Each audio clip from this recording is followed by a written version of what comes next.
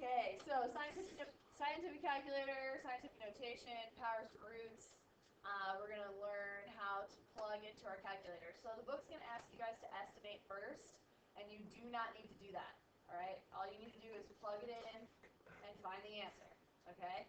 So when you are dividing, it's important that you put parentheses around the numerator and the denominator. So if you have the 84, make sure you do that before you press the divide side. But let's go ahead and plug this in. So I would use the parentheses over here. Let's see if I can. That's so cool you can do it from there. Maybe. That's so cool. Press menu. There we go. Yeah. Okay. So we've got the parentheses, and we're going to plug it in 0.0042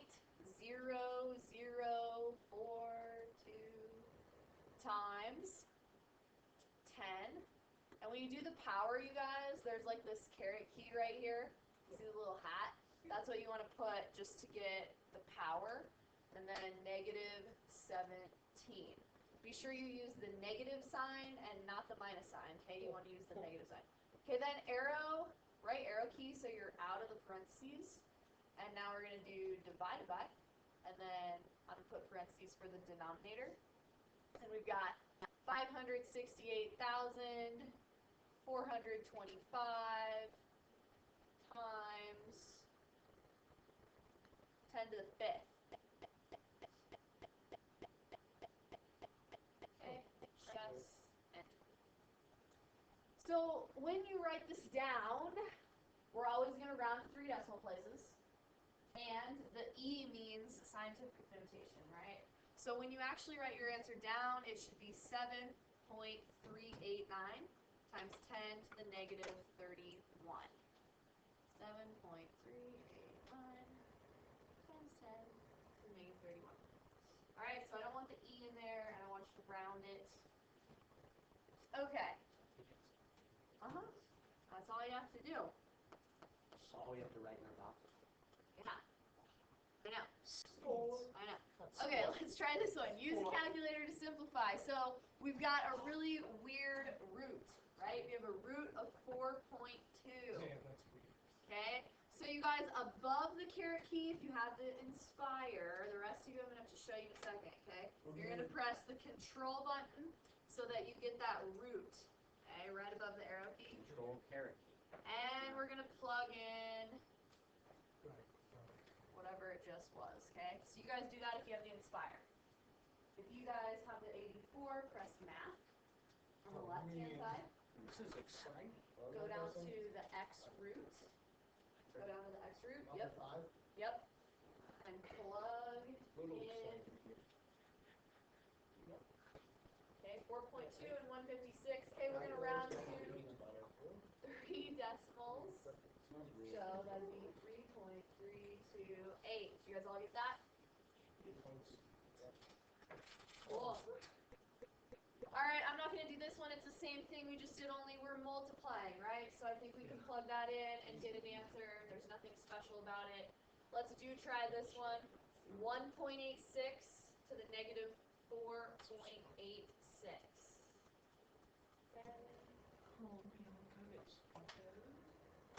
So I'm going to use parentheses, and then we've got 1.86. Then I'm going to get out of the parentheses. Right arrow key. Use your caret key to get the exponent. Why do we call it? That's what I call it. Like Negative 4.86 is what we're going to plug in. Negative 4.86. Okay, and your answer around 3 decimal places, so make sure you do 0.049 when you round to 3 decimal places. All right. Okay, we are going to add one thing to our vector knowledge. All right. We need our calculator. Well, we will, but go ahead and write this problem down. So we're going to add the vectors, which is something we need to know how to do for Friday. So make sure you guys know how to add vectors. This is a good review. But then after we get our answer in IJ form, we're going to convert back to polar form. So you guys know how to do that. We just haven't combined it into one problem. So we're going to do a quick review of that. So I'm going to draw them first separately. good line. It's like you drew that with like a moving line. All right. So 217 degrees, which quadrant would we be in? 3. Okay, quadrant 3. Thank you. And so we have to subtract 180 from this. So what degree angle should we be at when we're in quadrant 3? 37. So 37 is a little less than halfway, and I want a length of 10. So we're going to say this is 37 degrees, length of 10. So since I'm in quadrant 3, I'm going left and down. So I have a negative cosine and a negative sine. All right, what quadrant is 227 in? Quadrant 3 as well. If I subtract 180, what do I get? All right, so we're a little further than halfway. I should probably do this one a little shorter than my last one. Okay, since my last one was 10. So now I've got 47 degrees, length of 8. Minus 180 is 47 for that one. Getting kind of confused. I don't know which one's right. Yeah. Got it? All right.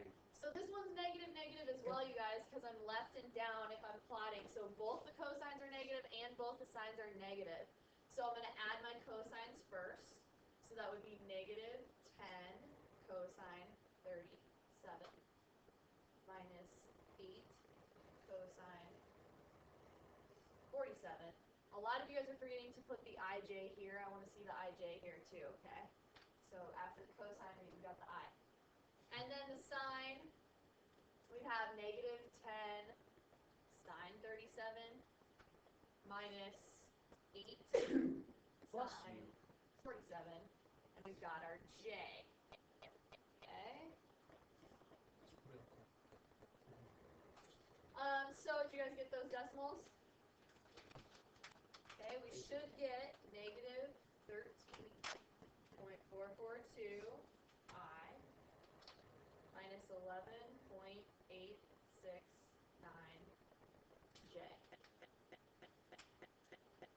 Normally that would be our answer, except for we do need to combine our vectors, right, into one. So what we want to do is add on to the end of our first vector. So all I'm going to do is draw this one on this one. So I'm drawing a new xy axis right here.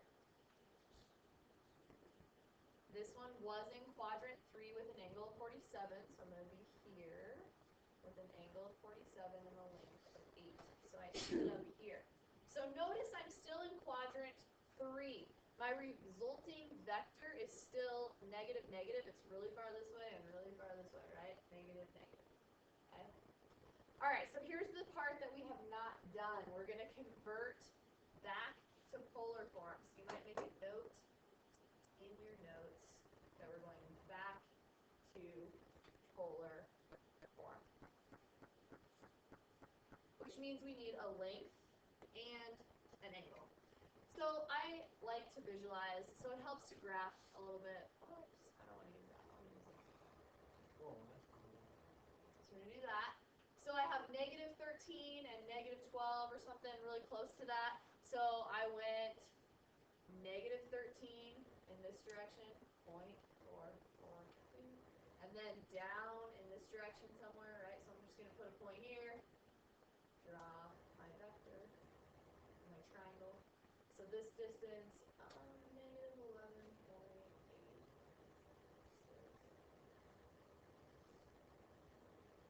Okay, so to be in polar form, we need this length and we need this angle, right? We're going to start by finding this angle inside the triangle. Okay.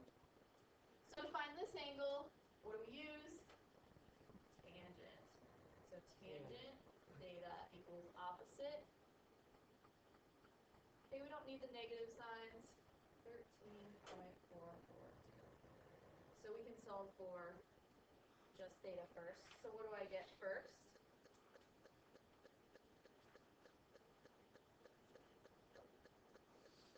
Good. All right, and since I'm in quadrant 3, what do I need to do? we have our angle.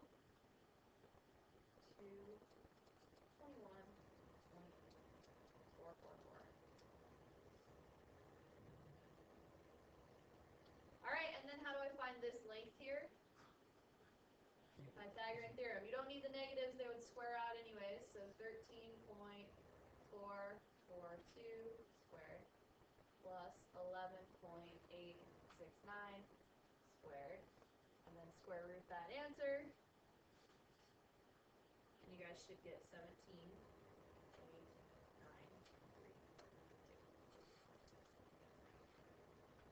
So nothing you guys don't know. We're just combining the two things together. Any questions? This is useful.